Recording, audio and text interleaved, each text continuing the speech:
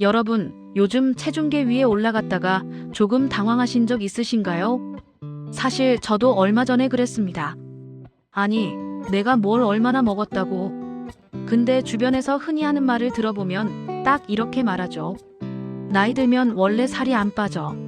솔직히 말해서 그 말은 절반만 맞고 절반은 완전히 틀렸습니다. 나이가 들면 대사 속도가 살짝 느려지는 건 사실이에요. 하지만 체중이 잘 안 빠지는 가장 큰 이유는 따로 있습니다.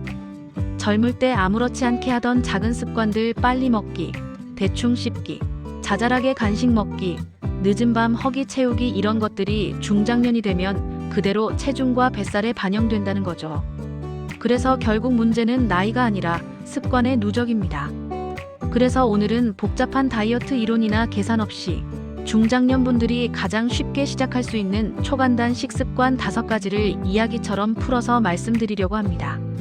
그리고 영상 마지막엔 오늘 저녁 바로 실천할 수 있는 하나의 확실한 팁도 드릴게요. 자, 첫 번째 이야기부터 해볼까요?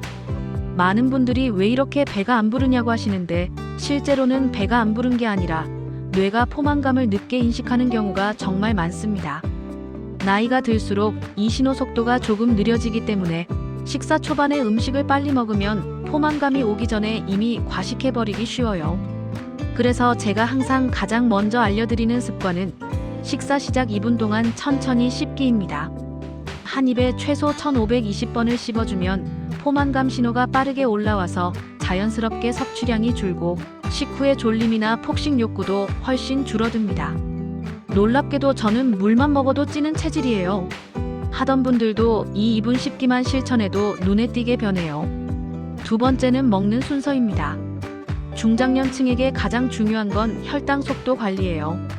혈당이 갑자기 올라가면 지방 저장도 동시에 활발해지니까 같은 양을 먹어도 살이 더 잘 찝니다. 그래서 저는 탄수화물을 억지로 줄이게 하지 않고 대신 단백질, 채소, 탄수화물 순서로 먹는 걸 추천합니다.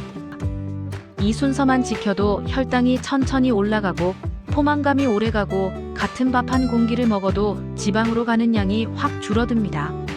실제로 많은 분들이 그냥 먹는 순서만 바꿨을 뿐인데 배가 덜 고파요라고 해요. 바꾸기 어려울 것도 없습니다.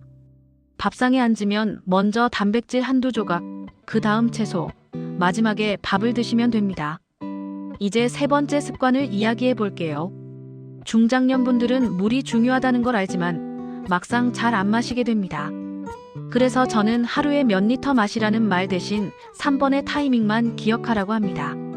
바로 기상 직후 한 잔, 식사 20분 전 한 잔, 오후 3, 4시 사이 한 잔입니다.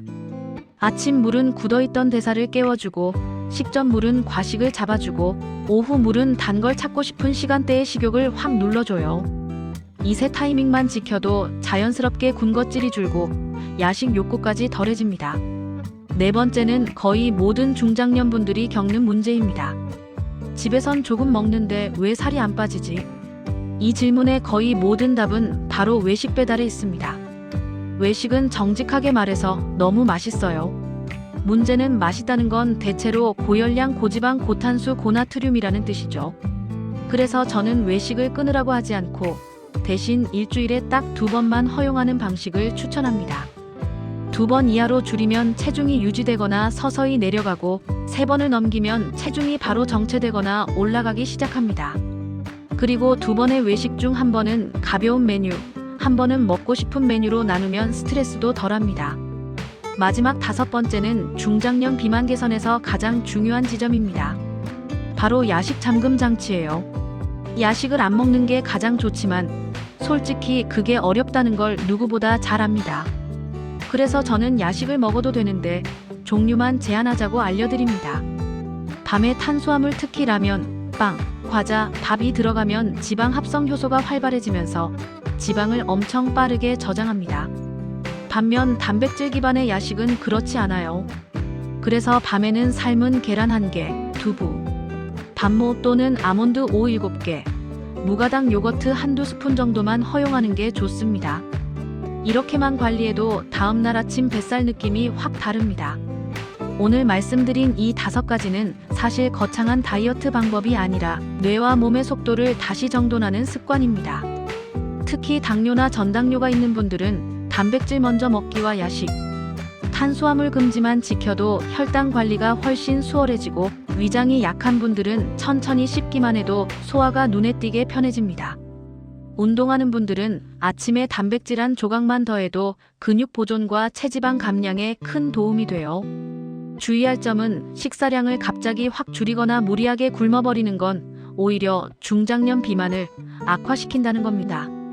오늘 말씀드린 것 중에서 단 하나만 선택해도 충분해요. 그리고 그 하나가 몸에 자리 잡으면 두 번째, 세 번째가 자연스럽게 따라옵니다. 이제 마무리할게요. 오늘 이야기 생각보다 복잡하지 않았죠? 천천히 씹고 단백질 먼저 먹고 물 타이밍만 지키고 외식을 조금만 줄이고 야식 종류만 관리해도 몸은 바로 반응합니다. 그리고 제가 드리는 오늘의 실전 팁은 이겁니다. 오늘 저녁 식사는 먹는 순서 하나만 실천해보세요. 단백질, 채소, 탄수화물. 이거 하나만 지켜도 내일 아침 몸이 확 달라집니다.